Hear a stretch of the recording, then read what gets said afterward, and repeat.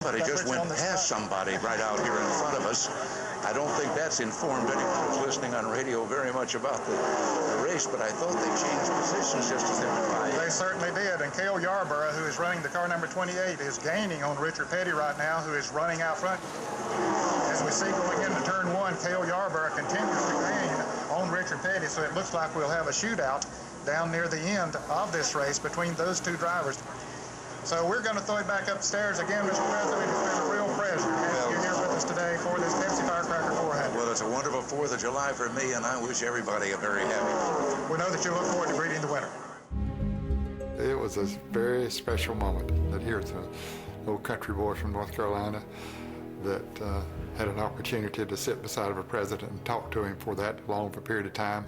And I thought back, how many people, important people around the world, would love to have that much time with the President of the United States, and I had it. As the closing laps of the Firecracker 400 approached, Richard Petty and Cale Yarborough battled back and forth for the lead.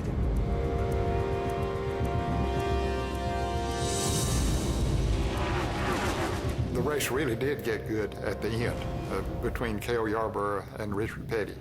And they were really going at it, swapping the lead back and forth, and didn't know who was going to win it. There goes Petty, and there goes Yarborough with him. As they go down the back straight, it is Richard Petty now in turn 3 who has taken the lead. They'll come out of turn 4 and onto the front straight now with Petty in the lead, Yarborough in second place. It came down to Cale was waiting for the last lap. Cale's just coming like gangbusters. I'd raced with him all day, and I knew my car was a little bit better than his. I tested him a time or two, knew where I needed to be on that final lap. I had Richard set up right where I wanted him. I wanted that last lap slingshot. He knew what was coming. He knew what was going to happen. So I was sitting there, I said, okay, I know basically what Cale's going to try to do, and then what can I do? I said, okay, I'm going to hoodwinkle him here. I'd run some pretty good laps and stuff, run wide open, and I said, okay, now this is the way I'm going to play this game. Every lap, I'd lean off a little bit, slowing the pace down. Well, Cale's back there busy running and not noticing that the pace was slowing down. He was backing the race up. He was backing himself up so he would have something at the end. We are building toward a dramatic finish. President Ronald Reagan looking on alongside Bill Brans Jr. It is Richard Petty in car 43, Cale Yarborough in car 28. Now as they try to position themselves for the last lap first to the finish. I made a mistake in that race.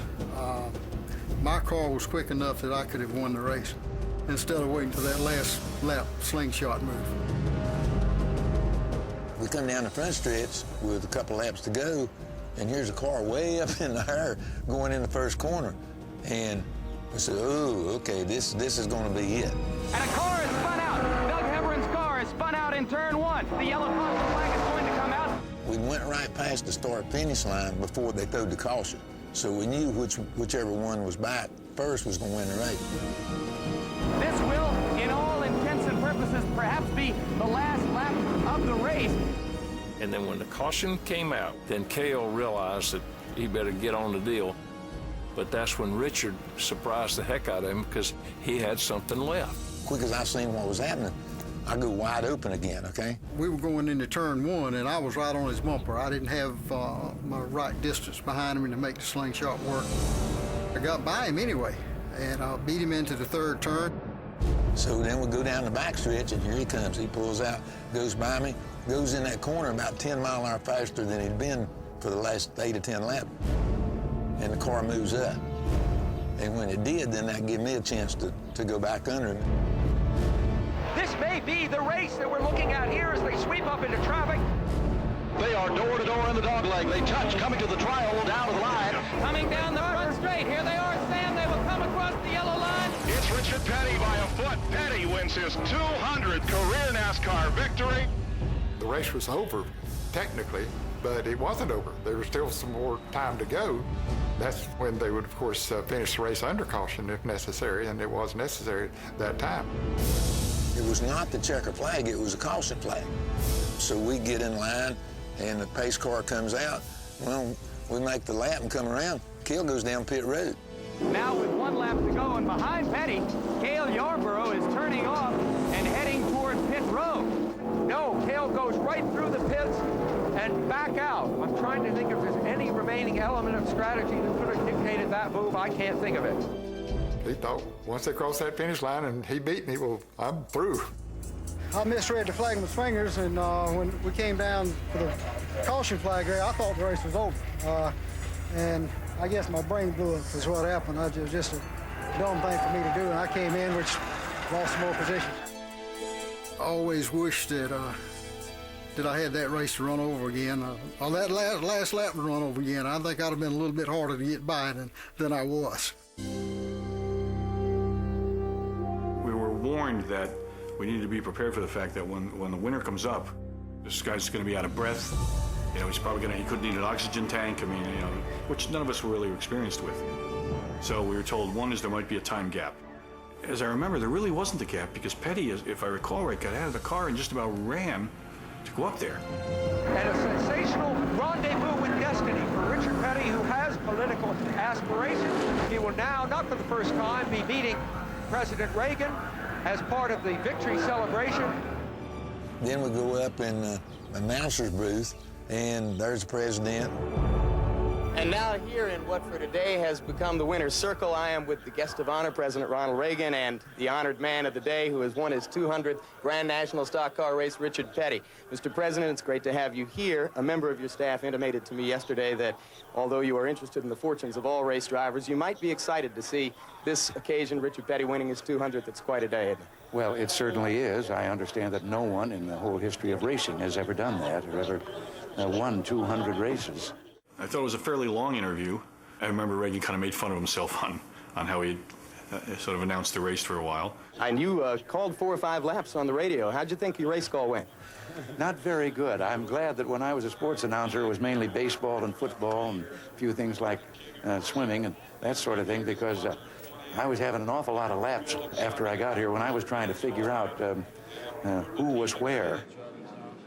When you watch the Lampley interview, the thing that's striking is that Jim asks Petty more questions than he asked the president. And the president is kind of looking on as a bystander. Now, Ronald Reagan was not often the bystander, but that particular day he kind of was, and looking on with admiration at Richard Petty. For the victory. Well, just as the one across the start-finish line, you know, you're going in one direction, then when you turn at the start-finish line, you look down into the first and second corner just as far as you can see.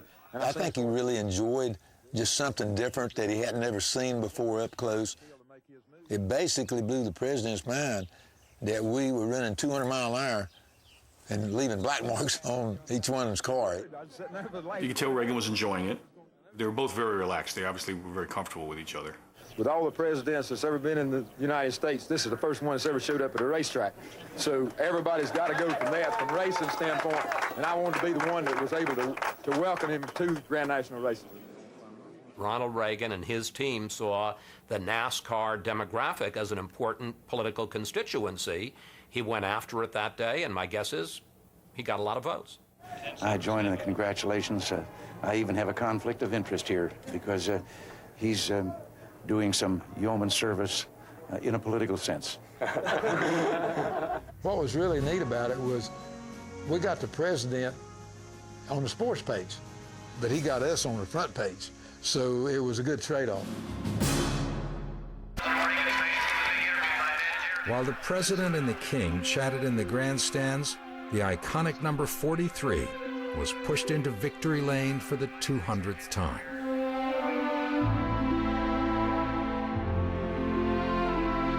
When we got through with the president up in the press box, then they went down and we went to the regular winner's circle deal.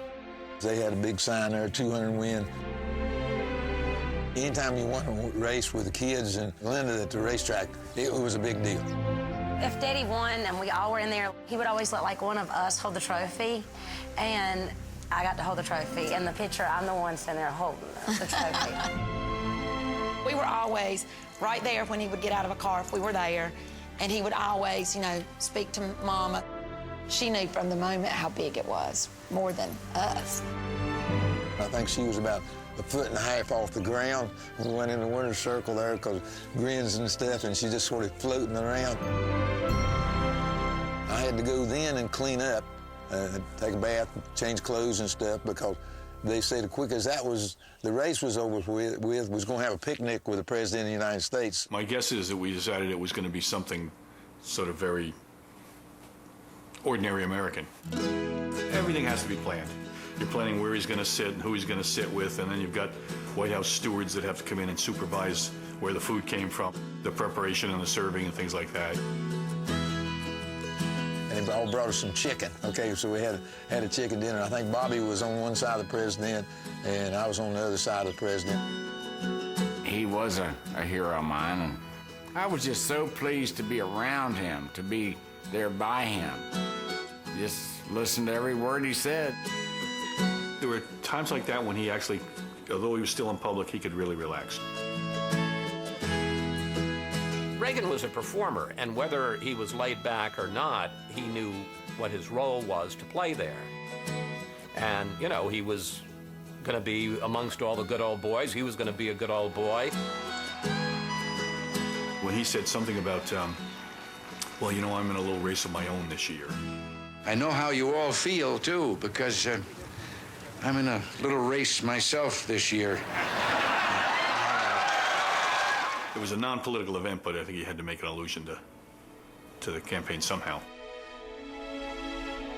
It was a great coincidence that they had Tammy Wynette, and when we found that out, I mean, I guess it was fairly obvious, but the first thing we said was, could you sing Stand By Your Man when the president's here, because obviously the allusion to the re-election.